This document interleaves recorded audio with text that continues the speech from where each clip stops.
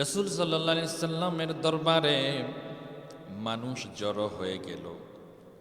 জড়ো হইয়া চারপাশ থেকে কুরাইশরা হাসি তামাশা করতেছে।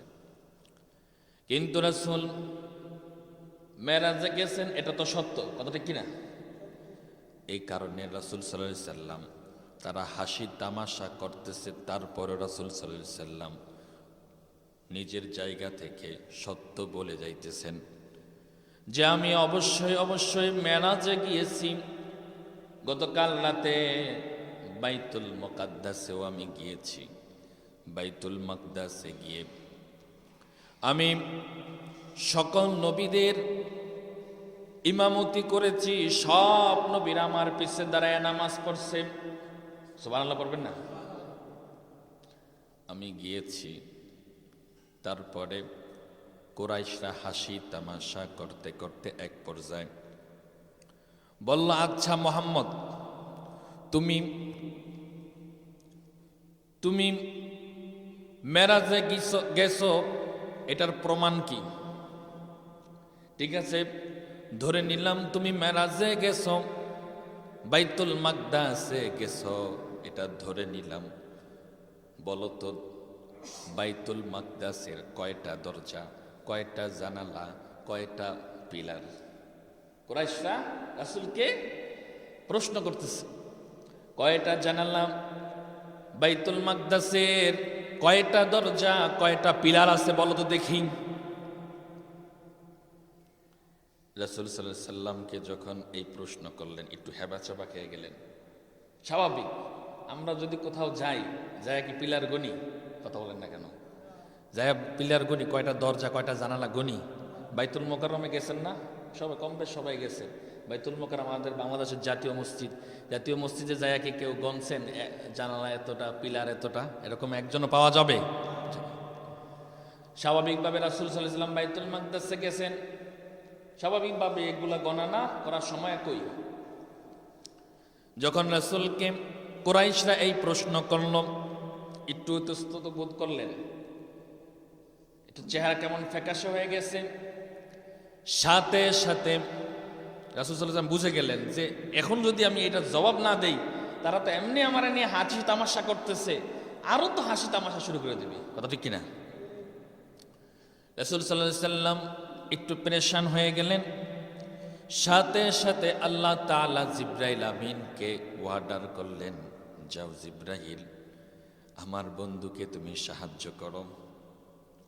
বুখারীর হাদিস 3886 নম্বর হাদিসে বর্ণনায় এসেছে, আন জাবির রাদিয়াল্লাহু তাআলা আনহু قال قال رسول الله صلى الله عليه وسلم أنه سمع رسول الله يقول, জাবির রাদিয়াল্লাহু তাআলা আনহু বলতেছেন, আমি রাসূল সাল্লাল্লাহু আলাইহি সাল্লামকে বলতে শুনেছি, লাম্মা কাযাবাতনি কুরাইশ, যখন কুরাইশ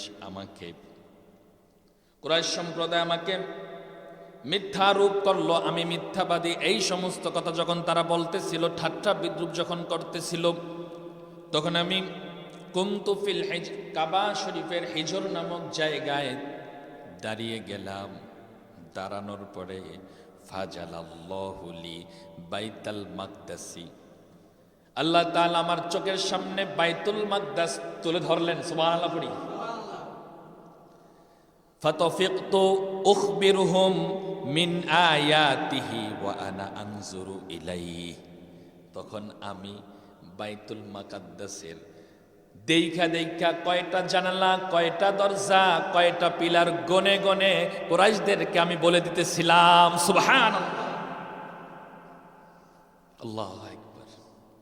রাসূল সাল্লাল্লাহু আলাইহি সাল্লাম কে যখন কুরাইশরা প্রশ্ন করতেছিল একের পর এক, রাসূল সাল্লাল্লাহু আলাইহি সাল্লাম নির্ভুলভাবে প্রত্যেকটা প্রশ্নের জবাব দিতেছিলেন। সুবহানাল্লাহ, একটা প্রশ্নেও তিনি ভুল তথ্য দেন নাই। কুরাইশদের উদ্দেশ্য হচ্ছে এই প্রশ্ন করে তাকে ঠেকাইয়া তারপরে হাসি তামাশা করবে, এটা হলো কুরাইশদের উদ্দেশ্য। কিন্তু একটা প্রশ্নেও তাকে ঠেকাইতে পারল না।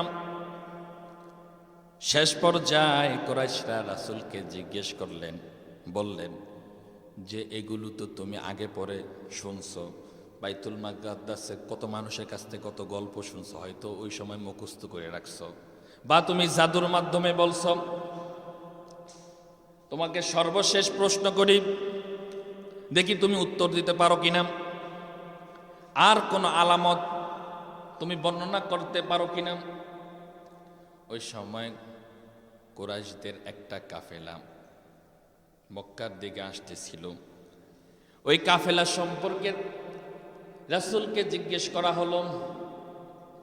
রাসূল সাল্লাল্লাহু আলাইহি সাল্লাম বললেন, হ্যাঁ আমি মেরাজে গিয়েছিলাম, মেরাজ থেকে আসার সময় একটা কাফেলা দেখেছিলাম কুরাইশদের রওহা নামক স্থানে যারা অবস্থান করছিল, রওহা নামক স্থানে অবস্থান করছিল।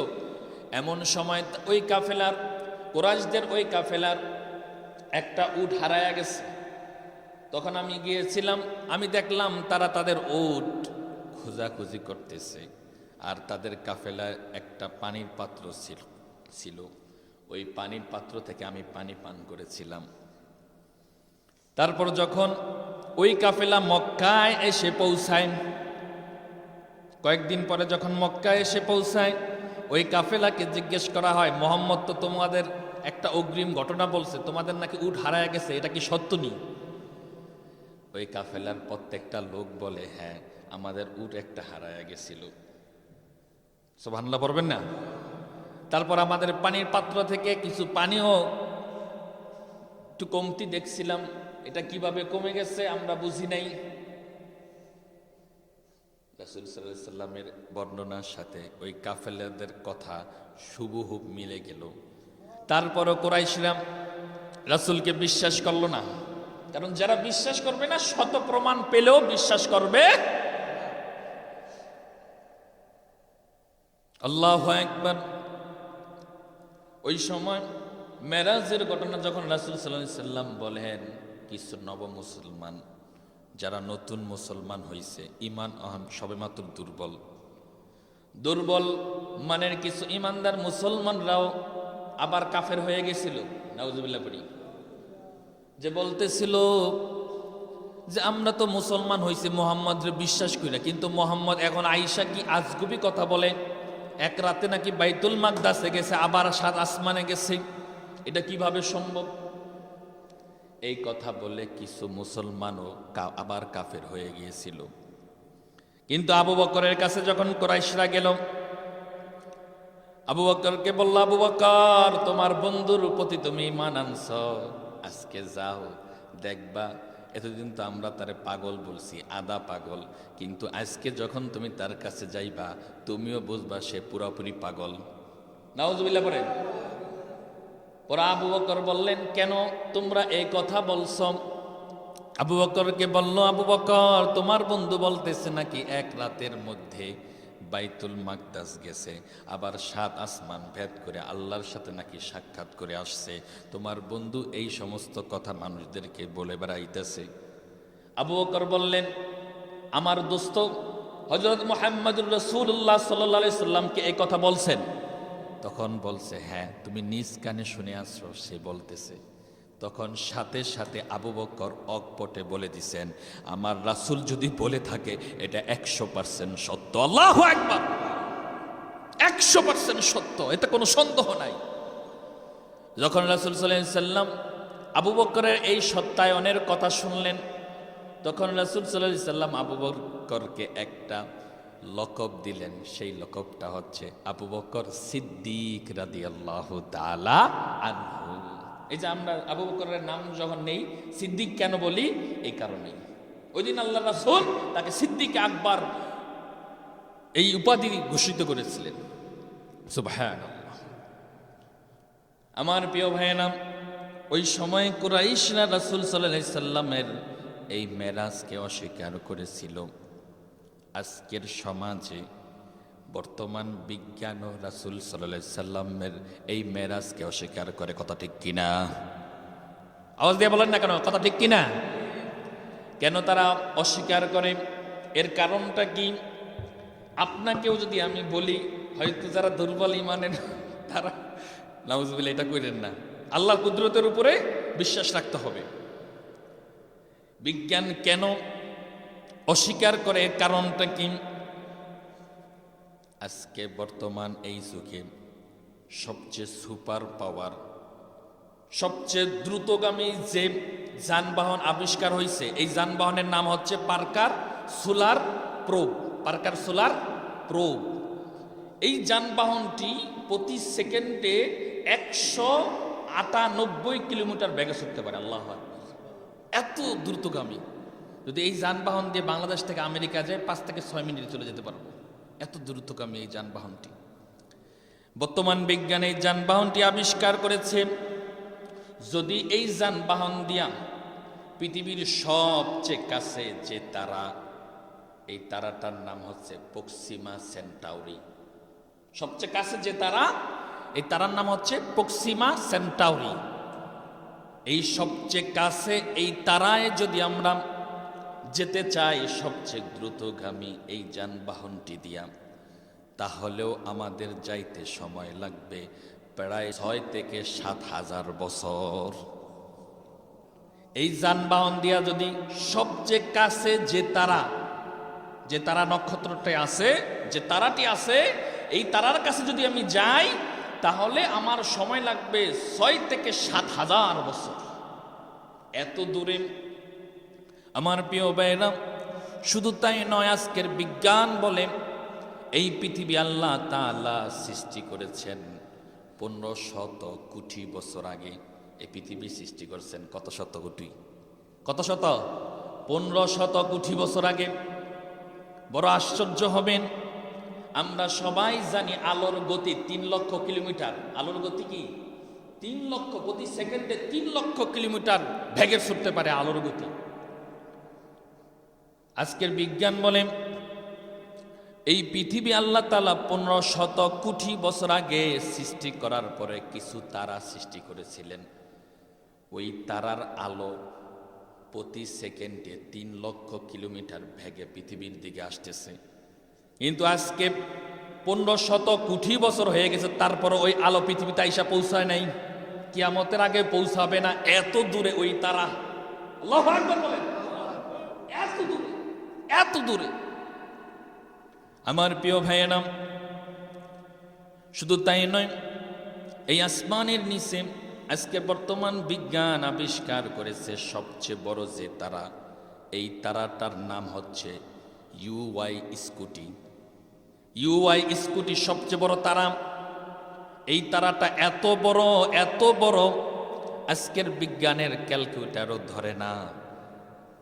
স্বাভাবিকভাবে তারা বলে থাকে যে পৃথিবী গ্রহকে যদি এই তারার ভিতরে রাখা হয়, এরকম 7,000 কোটি পৃথিবী ওই তারার ভিতরে রাখা যাবে। আল্লাহু আকবার, 7,000 কোটি। আমার প্রিয় ভাইয়েরা, শুধু তাই নয়, শুধু তাই নয়, এই তারা এত বড়, এই তারাগুলোকে অনেকগুলো তারারে বেষ্টন করে রাখে একটা গ্যালাক্সি। একটা গ্যালাক্সি। এই গ্যালাক্সি এত বড় যে এত বড়, আজকের বিজ্ঞান আবিষ্কার করেছে মিল্ক ওয়ে গ্যালাক্সি। এই গ্যালাক্সির ভিতরে এত পরিমাণ তারা আছে যে 100 মিলিয়নের বেশি তারা। আল্লাহু আকবার। এক একটা তারা কত বড়! আবার এই তারা এক একটা গ্যালাক্সির মধ্যে 100 মিলিয়ন পর্যন্ত থাকতে পারে। শুধু তাই না আমার প্রিয় ভাইরা, জোরে আল্লাহু আকবার বলবেন। আজকের বিজ্ঞান বলে এই আসমানে এত পরিমাণ গ্যালাক্সি আছে যে গ্যালাক্সির যদি সারা পৃথিবীর মানুষ একসাথে কম্পিউটার নিয়ে পয়সা গণনা শুরু করে, তারপরেও সব গ্যালাক্সি গণে শেষ করতে পারবে না। আল্লাহু আকবার। শুধু তাই নয় প্রিয় ভাইয়েরা, এত পরিমাণ গ্যালাক্সি, এত পরিমাণ গ্যালাক্সি, এত পরিমাণ তারা, নক্ষত্র এই আসমানে, গ্রহ রবি। যদি এই আসমানের নিচে এত পরিমাণ গ্রহ রবি থাকে, তাহলে এই আসমানটা কত বড়! কল্পনায় ধরবে? হ্যাঁ, কোনো কল্পনায় ধরবে? এটা সম্ভব না। আমার প্রিয় ভাইয়েরা, শুধু তাই নয়, আল্লাহর বরত্বের কথা আজকে শুনে যান। শুধু তাই নয়, আল্লাহর রাসূল বলেন এই প্রথম আসমান দ্বিতীয় আসমানের কাছে এমন, একটা মাঠে একটা বল ফেলে রাখলে ওই বলটারে যেমন তুচ্ছ মনে হবে, এই প্রথম আসমানটা দ্বিতীয় আসমানের কাছে তেমন। আল্লাহু আকবার। শুধু তাই নয়, তৃতীয় আসমানের কাছে দ্বিতীয় আসমান এমন, আবার তৃতীয় আসমান চতুর্থ আসমানের কাছে এমন, চতুর্থ আসমান পঞ্চম আসমানের কাছে এমন, পঞ্চম আসমান ষষ্ঠ আসমানের কাছে এমন, ষষ্ঠ আসমান সপ্তম আসমানের কাছে এমন। আল্লাহু আকবার।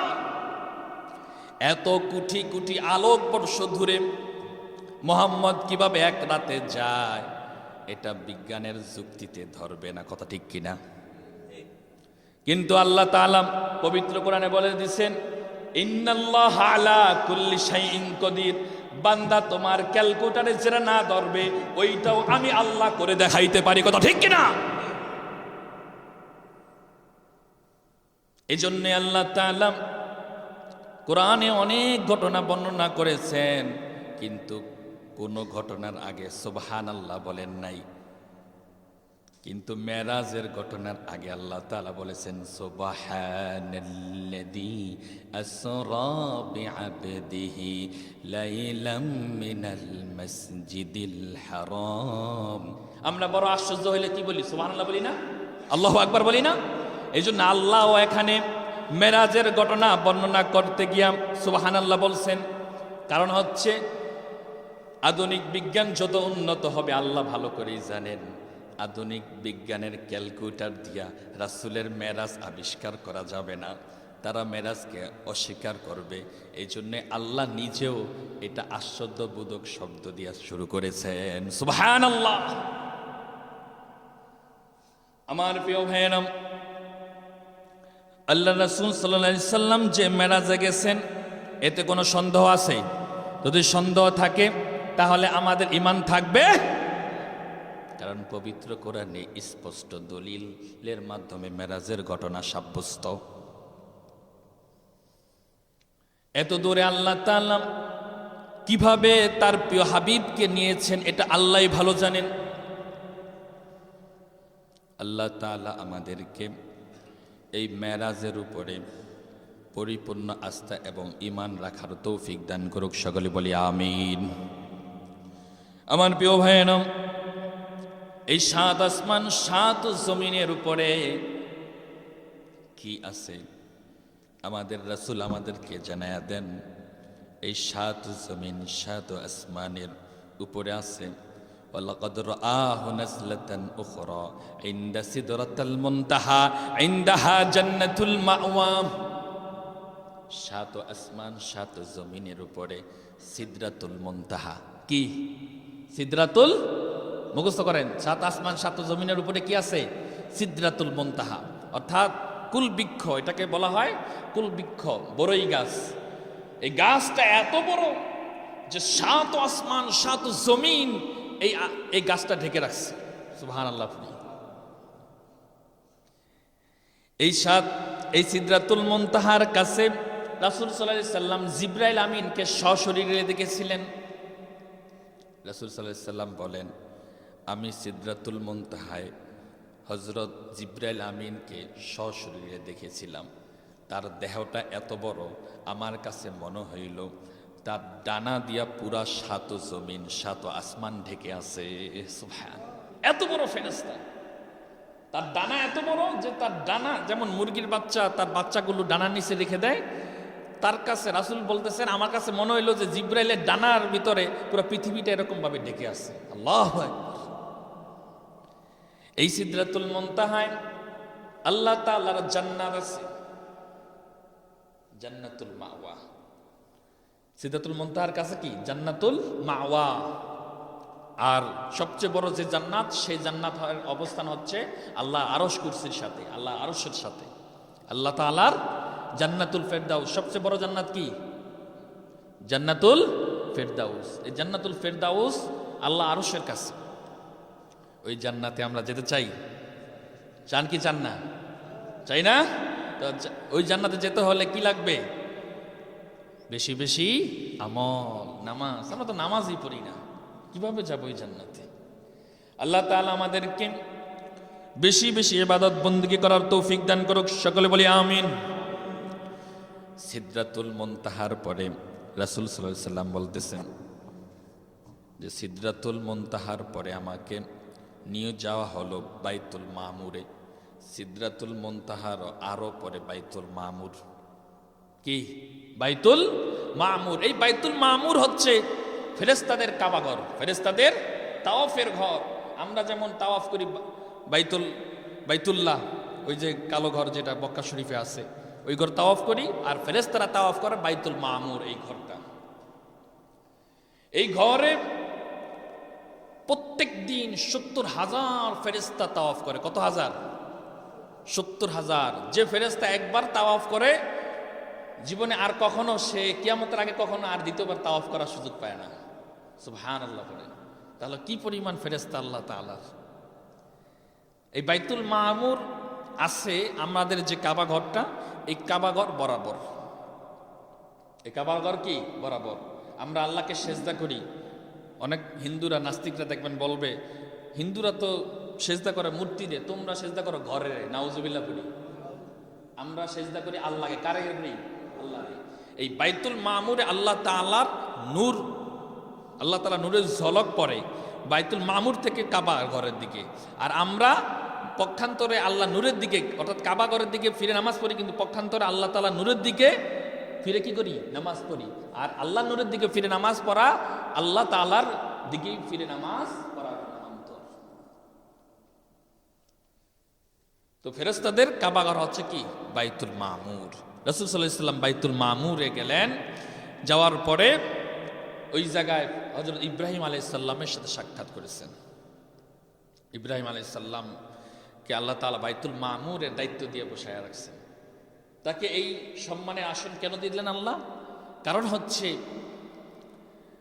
হযরত ইব্রাহিম আলাইহিস সালাম আমাদের দুনিয়ার যে কাবা ঘর, এটা নির্মাণ করেছিলেন। আমরা ইতিহাস জানি না? এই কাবা ঘর নির্মাণ করেছিলেন কে? সর্বপ্রথম হযরত ইব্রাহিম আলাইহিস সালাম। আমরা যে কাবা ঘর দেখতেছি, এটা নবীদের স্পর্শের ঘর। এই ঘরে যাওয়া দরকার আছে না নাই?